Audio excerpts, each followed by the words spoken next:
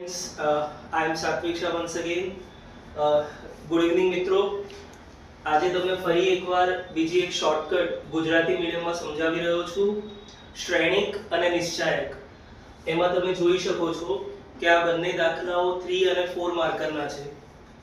એમાં પણ જો તમને એવું પૂછેલું હોય કે આ સમીકરણમાં p q અને r કેવી રીતે મેળવવા, તો લગભગ 2 પેજનો દાખલો થશે જેનો જવાબ હું તમને આપી રહ્યો છું ફક્ત 2 સ્ટેપમાં, રાઈટ? તો એના માટે તમારે ઉપયોગ કરવો પડશે લાક્ષણિક સમીકરણ તથા કેલી હેમિલ્ટનના પ્રમેયનો. તો એના ઉપયોગથી આ બંને દાખલાઓનો જવાબ કેવી રીતે અત્યંત સરળ થઈ જશે એ હું તમને આ વિડિયોમાં શીખવાડી રહ્યો છું. તો ફ્રેન્ડ્સ, મારા મિત્રો ધ્યાનથી સાંભળજો કે આ દાખલાનો જવાબ એક કે 2 સ્ટેપમાં કેવી રીતે લખશો, અને આ જે સમીકરણ છે એને કહેવાય કેલી હેમિલ્ટનનું પ્રમેય.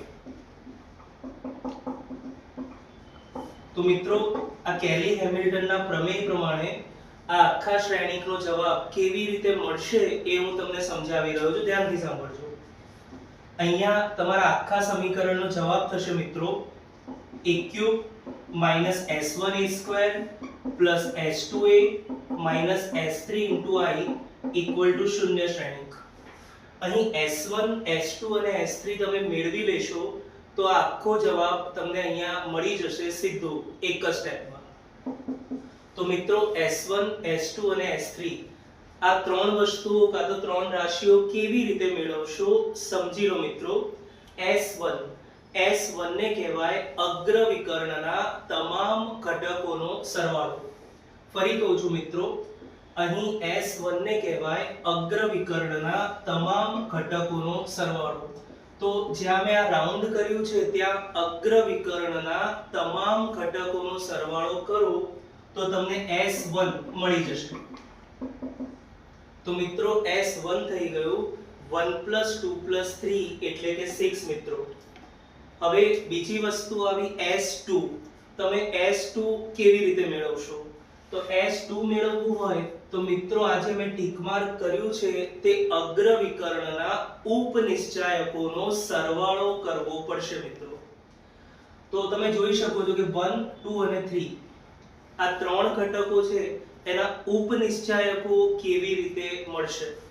તો 1 છે એ હાર અને સ્તંભ, આટલું તમે હાઈડ કરી દો અને આ જે 2 × 2 નો ઉપનિશ્ચાયક છે એ મેળવી લો.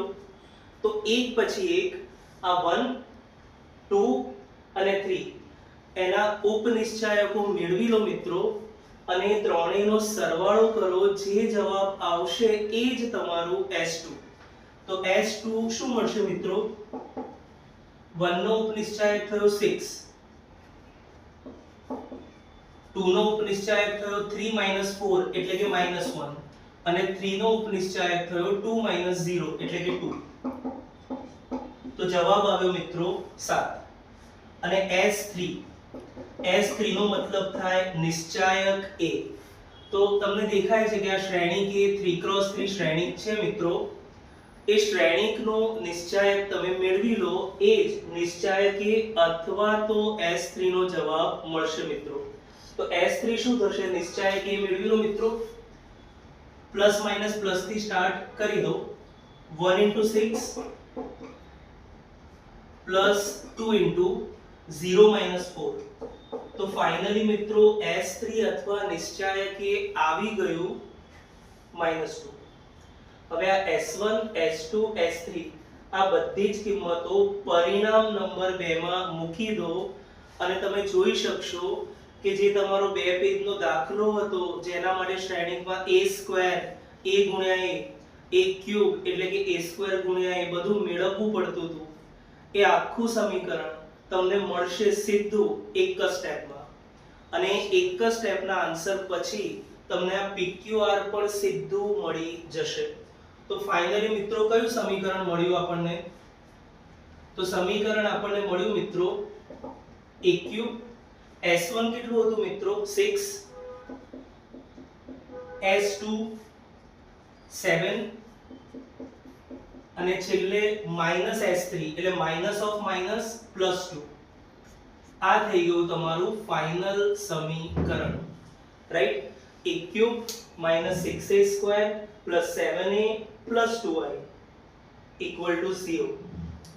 તો હવે તમે જોઈ શકો છો મિત્રો, ના આપણે a સ્ક્વેર મેળવ્યો, ના a ક્યુબ મેળવ્યો, છતાં પણ આખું સમીકરણ આપણને મળી ગયું જે આ પરિણામમાં પૂછેલ છે. અહીંયાથી તમે p q અને r એના મૂલ્યો મેળવી શકો મિત્રો. જેમ કે p થઈ ગયું 6, q થઈ ગયું 7 અને r થઈ ગયું 2, રાઈટ. તો મિત્રો p q r આપણને કેટલું મળ્યું? ફરી કહું છું, p 6 મળ્યું, q 7 અને r 2. તો મિત્રો આ તો મેં તમને સમજાવ્યું કે કેલી હેમિલ્ટનનું પ્રમેય અને લાક્ષણિક સમીકરણની મદદથી સીધો જવાબ કઈ રીતે મળે. એક્ઝામમાં તમે ફક્ત આ સૂત્ર યાદ રાખો અને આ ત્રણ ભૌતિક રાશિઓ S1 S2 અને S3 મેળવી લો. જેવું તમે સમીકરણ 2 માં એની કિંમત મૂકી દેશો તમને સીધો જવાબ મળી જશે મિત્રો, રાઈટ.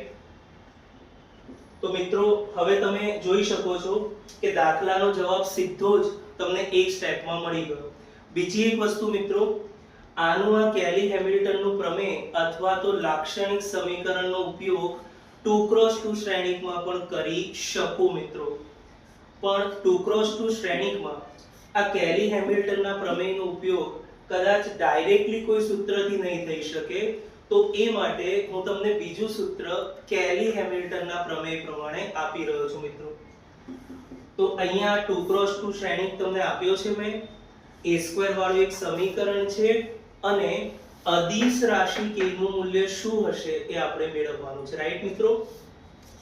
તો હવે આનો ડાયરેક્ટ જવાબ થશે મિત્રો, આ અગ્ર વિકર્ણના ઘટકો છે એમાંથી a ની બાદબાકી કરો.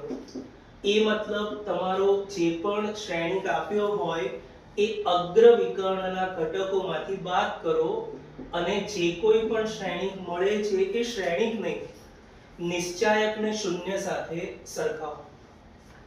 આ નિશ્ચાયકને ઉકેલો અને મિત્રો યાદ રાખજો, જ્યાં પણ અદિશ રાશિ આવશે ત્યાં અદિશ રાશિ ગુણ્યા i કાં તો અદિશ રાશિ ગુણ્યા એકમ શ્રેણિક કરી દઈશું મિત્રો. તો તમને સીધું જ આ સમીકરણ પણ મળી જશે અને એક બે સ્ટેપમાં k નો જવાબ પણ મળી જશે મિત્રો. તો હવે આનું સાદું રૂપ આપીએ મિત્રો, a-3 ગુણ્યા a+2 પ્લસ 8 ઇક્વલ ટુ 0. વિસ્તરણ કરો મિત્રો અને ભૂલતા નહીં, જ્યાં અચળ પદ આવે ત્યાં અચળ પદ ગુણ્યા i કરવું without fail. a² -a -6 plus 8 equal to 0. અને મિત્રો મેં તમને કીધું એ પ્રમાણે જ્યાં પણ આ અચળ પદ છે ત્યાં અચળ ગુણ્યા i મૂકવું. તો આ અચળ પદ 2 હતું એની જગ્યાએ 2 ગુણ્યા i આપણે મૂકી દીધું. જે પણ જવાબ મળ્યો એને મૂળભૂત પરિણામ 3 સાથે સરખાવો. તો મિત્રો તમે જોઈ શકશો આ જ સ્ટેપમાં આપણને k નો જવાબ 1 મળી ગયો મિત્રો.